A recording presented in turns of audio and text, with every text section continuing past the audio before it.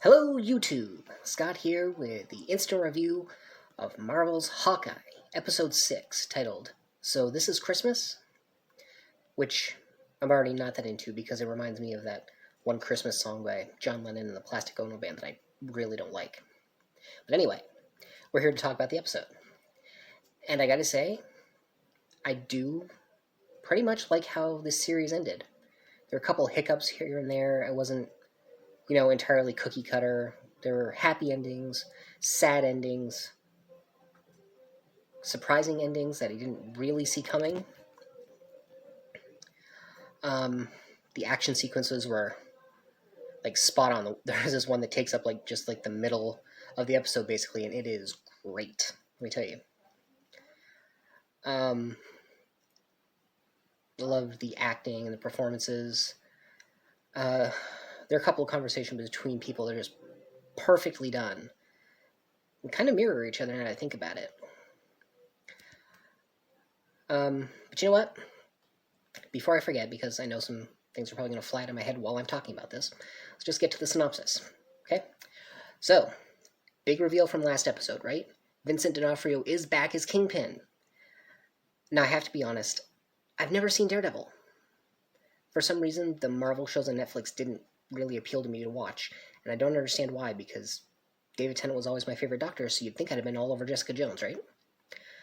But I've always heard good things about his performance, and just seeing him in this episode, I can see why.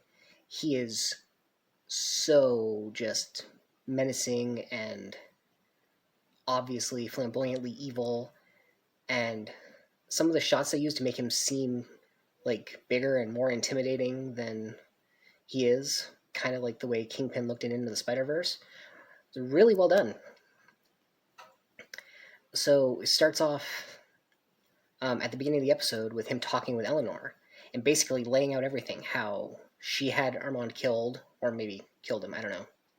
She set Jack up to take the fall for Sloan Limited, so it turns out he really was just a fall guy this whole time, and if I could, I would apologize to his character.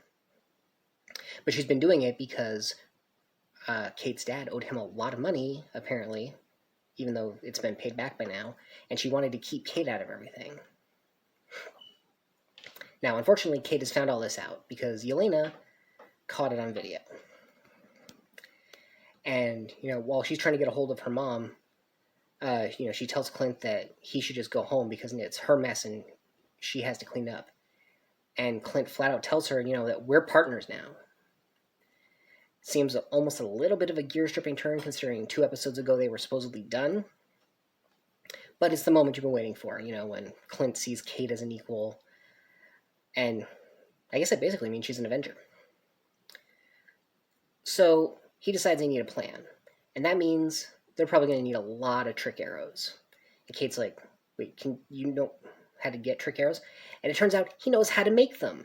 There's this whole montage where he's making them with Kate, and how some of them are extremely dangerous.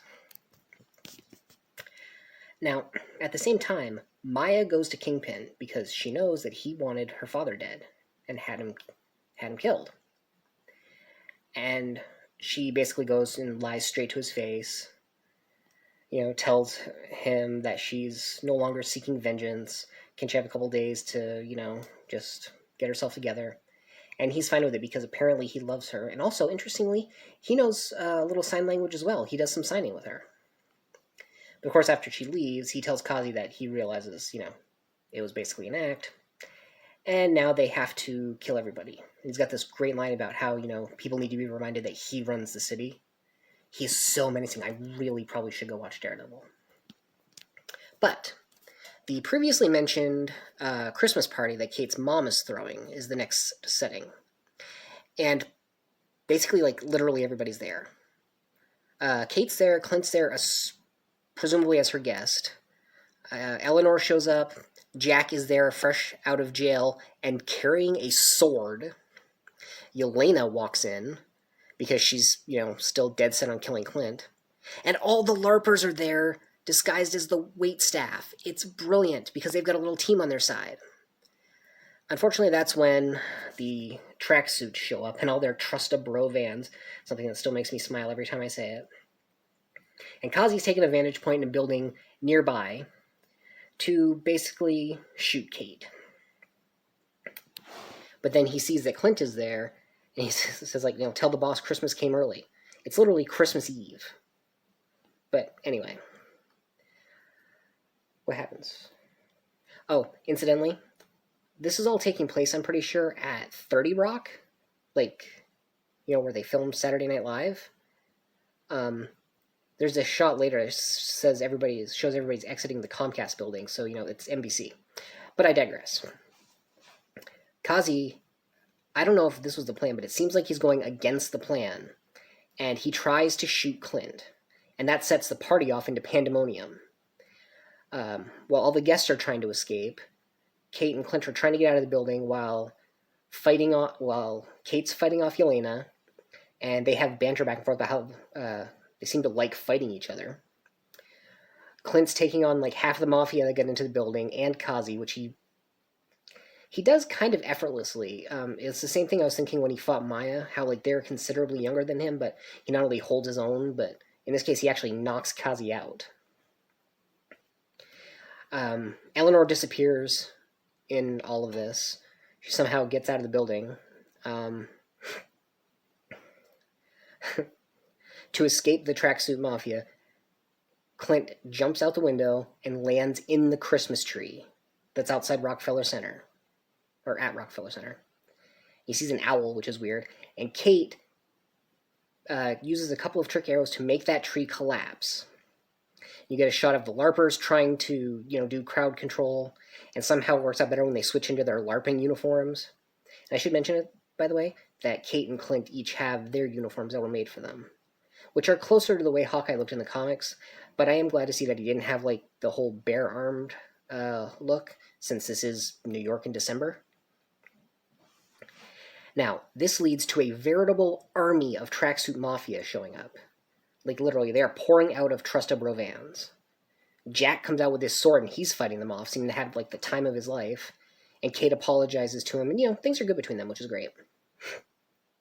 And then there is, now that I think about it, a fight scene that kind of parallels the attack on New York in the first Avengers movie.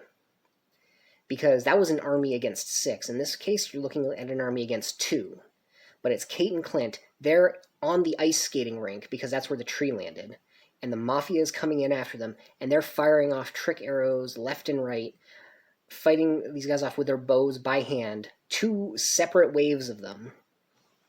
But I think literally the best shot that was taken was when one of the Trustubro vans comes flying like past the barrier and up over, like it's going to land on the rink and crash into them. And Kate fires a Pym arrow, because apparently there was another one, and it shrinks the van. And Clint has no idea what's going to happen at that point. He says he's going to ask Scott about it, and that owl flies down, picks up the van, and flies away with it. Kazi and Yelena both show up. They both want to kill Clint. And Kazi would have been able to take the shot if Yelena hadn't knocked him out of the way. And if Maya hadn't shown up on a motorcycle to fight Kazi. And there's this great back and forth between them with both, words and sign. How she wants to get out of this life and he could come with her, but he can't because, he mirrors what her father said. He can't walk in 2 worlds like she can. And in that fight, she kills him with an arrow. It's kind of sad. Yelena's fighting Clint, and Clint's trying to explain what happened with Natasha, because, you gotta have the obligatory Natasha reference. And things get settled between them because Clint knows the secret whistle between the 2 of them. And Clint does a little bit of a retcon here, actually, saying that Natasha talked about Yelena all the time, except we literally never heard about her before Black Widow. But, you gotta have the retcon in there to make everything seem legit. Again, there are parts of this you're just not going to understand if you didn't see the Black Widow movie. But they make up or whatever, and Yelena walks off. Then, Eleanor, who was doing who the heck knows what, managing to get out of the building through the crowd and all, gets to her private car, and her driver's dead, her bodyguard gets attacked, Kingpin, tries to rip her out of the car that she's in, and Kate shows up and shoots him with an arrow that does not stop him at all, and that doesn't make any sense. And she gets into a fight with him, which is kind of funny considering she's half his size and none of these arrows seem to be working. But somehow, this is one of the things that got me. Somehow, while they're fighting, we don't hear or see that Eleanor got into her car, started it up, turned it around to face Kingpin, and hit him head on, smashed him through a window of FAO Schwartz. But apparently, she did. And that fight continues inside the toy store. Kingpin breaks all of Kate's arrows and is just bashing her around, and Kate does that thing she learned from Clint when she flicks the thing. She grabbed one of his cufflinks to set off all the little remains of the arrows on the floor around Kingpin and knock him out.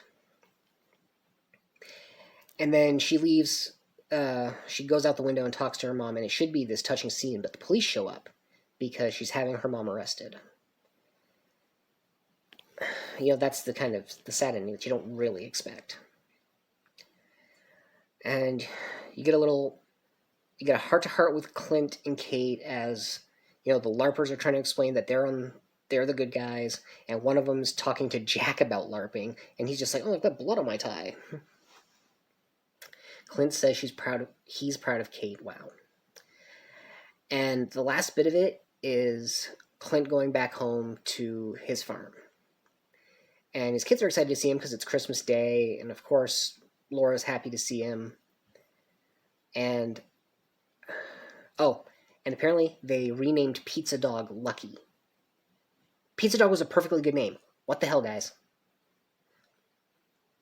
And I'm forgetting something, but I'll get back to it in a second. And while they're there, Clint's talking to Laura, and he tells her that there is this watch. It's a Rolex, and on the back of it is the SHIELD logo and the number 19. And apparently this is supposed to suggest that Laura, Clint's wife, is actually Agent Mockingbird. And I gotta say, that really annoyed me because I was a fan of Agents of S.H.I.E.L.D., and we already had an Agent Mockingbird. And she was a good one, too. Even if she had to be disavowed. So, together, Kate and Clint burn the Ronin suit. And the thing that I forgot to get back to was that Kingpin manages to escape, but winds up in front of Maya, who straight up just shoots him dead. Now, to be fair, we don't see this. He's just talking, and it cuts away and you hear a gunshot, but it seems pretty likely. And to me, that says, if you're going to bring Vincent D'Onofrio back to be Kingpin, why kill him off? I mean, that doesn't make any sense. Like I said, this thing was all over the place, including the mid-credit scene. There is no end-credit scene. You may recall, the first episode, it didn't start like right at the beginning with that scene from Rogers the Musical, which is apparently about, you know, Steve Rogers. Well, the mid-credit scene is a Happy Holidays from Disney Plus, which gives us the entire song from that scene. And it's all about the Battle of New York and how the Avengers came together. And the one thing that I have to assume is ticking everyone else off, because it ticked me off, Ant-Man is there for some reason. He didn't show up until how many movies later? He was nowhere near New York. I'm pretty sure he was in jail when the Battle of New York happened. And yet they have an Ant-Man there on stage. And it is pretty much exactly what you would expect if they made a musical about the Battle of New York, I have to admit, except for Ant-Man. It was nice to see Adam Pascal there, too. Love his work. So yeah, I'd say on the whole, this was not a bad little series. You know, if you get past the expectation that, you know, Hawkeye's an Avenger and this should be an Avenger-level threat, it's enjoyable. And obviously they're setting Kate up to be the new Hawkeye. They never solved the mystery of that watch. You know, the first one. You would think it would have at least popped up in an end credit scene, but there wasn't one. So what do you do? But anyway, I want to know what you guys think. So drop a comment down below. You know, do all the other usual YouTube stuff, like, share, subscribe. Please share this around. Whatever you want to do. And until next time, at least until I decide to review a show again, I've been Scott, and this has been Instant Review, an offshoot of opinions no one cares about. Everyone has opinions. This one was mine.